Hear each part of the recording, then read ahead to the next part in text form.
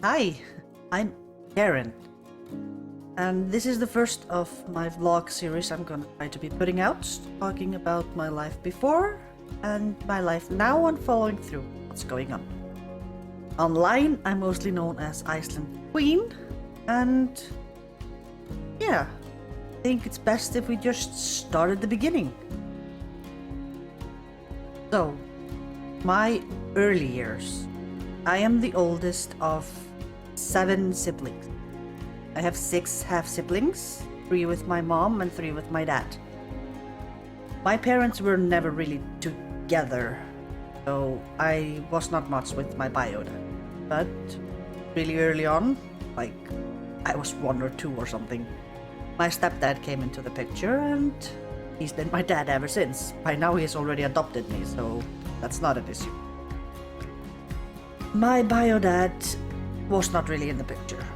I maybe saw him once a year in childhood, and he passed when I was 17 from cancer. Came on pretty quick, faded away, and I did not feel sad. Just what it is, I didn't know him as other than he was my bio dad.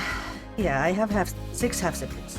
3 that I grew up with, and 3 that were with my bio dad. I don't know them much, but that's what it is. I lived in the same small town in Iceland most of my life, of my young child life, but around 8-ish, I think, we moved to the capital because my stepdad wanted to go to school to get his master paper in painting, house painting. He is a painter with his own company today. My teenage years were hard. I was a country bumpkin moving into the capital. I wasn't in with the trends. I wore sporty athletic clothes instead of jeans and crop tops. And that maybe to point in, I am turning 38 this year, so we're talking 30 years in the past. When we moved to the capital, I didn't have the best time. I was bullied, both by kids in my school, and the teachers somehow enabled it.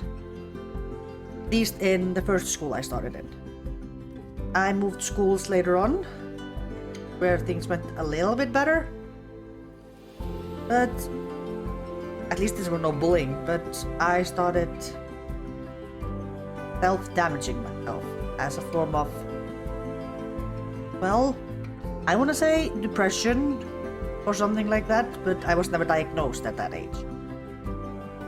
I would starve myself, I would then binge on sweets and sugars, and at one point in my life there was a little bit of attempted self-harm. But yeah, as a teenager I had 2 boyfriends. Neither one of them were actually officially asked. It wasn't like, do you want to be my girlfriend? The first one was when I started in my new school, and all the kids in class just decided that the other new kid in school and me should date.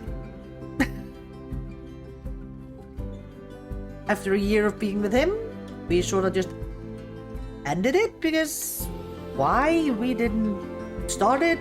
It had gone nice, but we weren't feeling it. We were 14. Shortly after that, I started dating the class clown because I was always hanging out with him and people just assumed, you're a cute couple. So we started dating. Lasted for about 6 months and he dumped me through text. Because I wasn't putting out. Teenage boys were weird at that time. Is what it is. So, I finished elementary school. 10 grades from 6 to 16. And after that I went to I don't know what it's called in English, but call it mentaskóli. I think it's like secondary school, college, or something like that. It's between elementary and university. So I would think college would be the right term for it. I went to my neighborhood college when I was 16 to study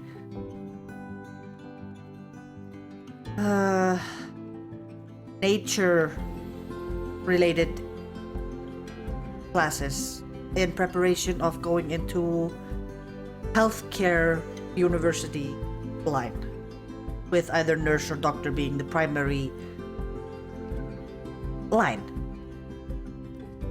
So for 2 years, I was in college, Capital, and I was a shy little girl, hid in the back, didn't speak, did my schoolwork, until I decided to join the choir, school choir, and that's where I met my best friend. That's still my best friend today, but that's also where I met the person who would break away the shyness that I had. That's a whole story we'll get to a little bit later. I did okay in school. I was always educationally inclined. I liked biology, nature, geology, astronomy, anything to do with the earth, people. That was my thing. I loved it. Math and stuff like that, not so much. I made a lot of friends in choirs, and we went on choir tours and camping and practice camps, and it was one of the best times I've had up until then. But good times don't last. It was my second year college. I met a new friend that joined the choir, and we hit it off. We decided to hang out a lot, and it was fun. She was 1 year older than me, and he was dating a guy from a small island on the south coast of Iceland called Vestmannaeyjar. And at one point, her boyfriend came to the capital with his friend to visit her. So we met up with them. She met up with her boyfriend, and his friend was with him, and I was with her. Me and that friend hit it up. We talked a lot, we had a lot of things in common, and it felt nice talking to him. We dropped the guys off, and she drove to her place where my car was so I could go home. I lived outside of the capital at that point. My family had moved. So for me to get home, I needed to drive for half an hour. Not a problem. But on the car ride to her place, where my car was, I told her that I liked her boyfriend's friend. I thought it was cute, he was nice, and we had a lot in common. But that's where things just went wrong. He obviously didn't like the fact that I liked someone. So she told me, send him a message when you get home and see if he's interested. So I got in my car and drove home. I sent him a message when I got home, but I never got a reply. Never thought much of it until 2 weeks later, when my then friend told me that she broke up with her boyfriend because his friend had hit on her, and now they were dating. Yeah. I found out that she called him as soon as I left the place, told me that she liked him. He was younger than her, he was 1 year younger than me, so he was 2 years younger than her. She called him, told him, I like you a lot, you're really cute. I want to be with you, not my boyfriend. He was childish, naive. An older girl showing him interest, fell for it. And as far as I know, they hooked up that night. Well, he told me to wait to send him a message. Tell him I liked him. Well, me being shy, withdrawn, just went with it. But yeah. After that, after she told me they were dating, he was in the capital a lot. He had family there, so he was visiting a lot, which meant they were hanging out a lot, which meant she invited me to everything they did. We're talking about, they went to the movies, they invited me. They went out to dinner, they invited me. They went out for an evening walk, they invited me.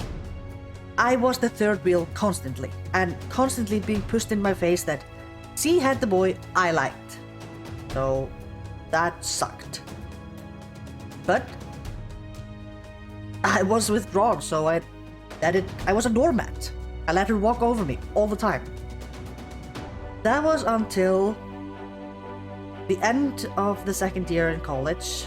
We were sitting in the entryway of the school.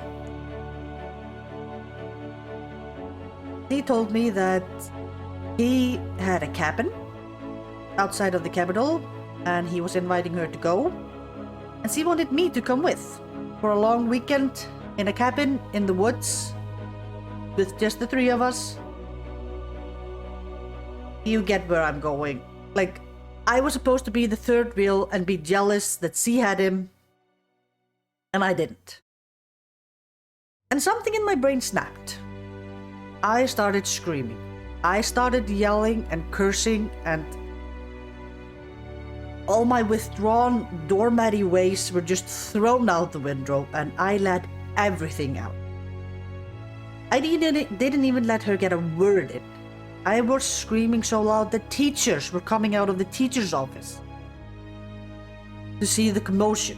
The guidance councils even came out, but no one did anything because I wasn't physically doing anything to her. I was just screaming and cursing at her. People backed up. We had a semicircle around us, and I just yelled. My voice cracked. My head was pounding. I don't even remember half of the things I said except to tell her that she was a despicable human being for doing what she did. And then I noticed that my best friend today came up. So I grabbed her by the hand, dragged her out of the school and told her we were gonna go get some ice cream. And that was that. We went out, got in the car, and drove to get ice cream. Because that's what felt right to me. Needed to cool off. And from that time on, no one walked over me. I was done being a doormat. If I had an opinion, I told it. I quit college at the same time. I finished the year and decided to pursue other things for the time being. After I decided to finish college, I needed to find out what I wanted to do. So I decided to leave. Not just leave the capital, I left the country. I applied to be an au pair with a family of newly graduated doctors that were going to Sweden for their residency years. They had a 2-year-old daughter, so they needed an at-home babysitter that could be there when they had their 20-hour shifts. So after interviewing with them, that was decided. I moved to Sweden less than a month after they did, and I moved into their house. I had my own room, And I got a monthly salary, and if I needed a little bit extra, that was not a problem. Why did I decide to do that? I always wanted to be an au pair, ever since I was 14, but a 14-year-old is not gonna go to a different country and live with a family they don't know. So, the year I was turning 18, I moved to Sweden. I moved to Stockholm and lived with this doctor family to help them care for their 2-year-old daughter. That didn't exactly start on the best legs.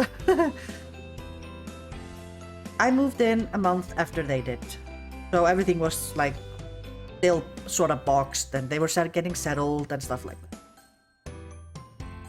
One day they were cleaning the side living room or dining room, living room, sitting area. I was in the kitchen and the father was in the living room with his daughter. He was mopping the floor with a bucket of hot water, and she sat in it. The daughter sat in the bucket of really, really warm water. And she didn't get burnt. She got little blisters because the water was not boiling, but a 2-year-old is a fresh skin, so she got a little bit blistered and red and sore. But her parents were both doctors, so they knew exactly what to do to treat it and did it quickly. But the house was a little bit tense because they were supposed to go to work that week, like 2 days later or something. But they postponed it by a week to be home with their daughter, which left me sort of useless at that time. Like, I was just almost an 18-year-old, first time out of the country alone, didn't really know the family well. I didn't know what to do, so I felt out of place. I felt awkward and homesick. So I called my mom, and she told me to use the emergency credit card she gave me to go buy me something. So that's what I did. I went down into the shopping mall in Stockholm and ended up finding myself a pair of jeans and bought them, and I felt better. Best cure for homesickness: go shopping. On someone else's time, by the way.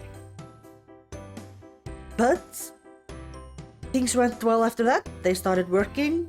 I took care of their daughter, took her to preschool, helped clean the house, took care of my own stuff. Then I would pick her up. We would play in the garden, go for walks, hang out at home, depending on the weather. It was really nice. And it was really simple. Over Christmas, they paid for my plane tickets home so I could go see my family and to come back after Christmas. And life just kept going. I really liked it in Sweden and I thrived there. I felt so good physically and mentally, and the world opened up to me. I also, instead of just sitting at home and being a lonely person with no life, I decided to go out. I went out to... It was like a university group of Icelandic kids or Icelandic people that got together to play bandy. Or I'm not quite sure what's the English word. It's like an indoor hockey with a ball, not a puck.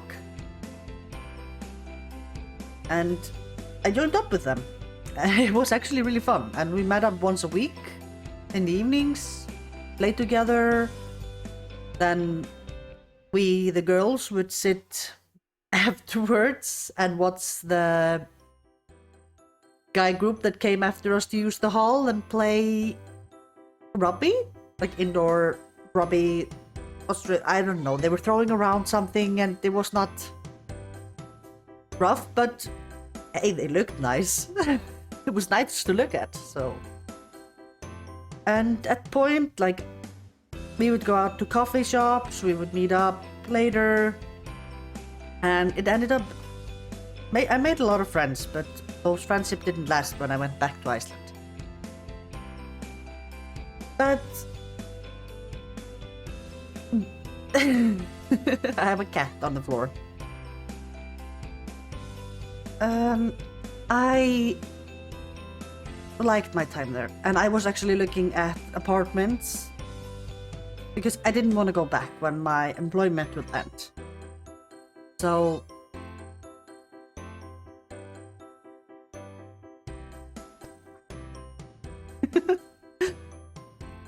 I decided to look around to see if I could find a place that I could afford if I would just get a job. Then things changed a little. I started talking to a guy from Iceland. We messaged a little bit, talked a little bit, and decided to meet up when I came home after my employment ended. And his name was Sigurjón. And I have his permission to say his name, so... and to tell our story. That was in 2006, when I came back from Sweden. And we decided to meet up in a small town outside of the capital. We hit it off. Things were nice, and pretty soon we moved in together. It happened really quickly, and it was pretty simple. Things were good. I was working. He was in school at that point. We lived in student apartments close to the university. And that was life.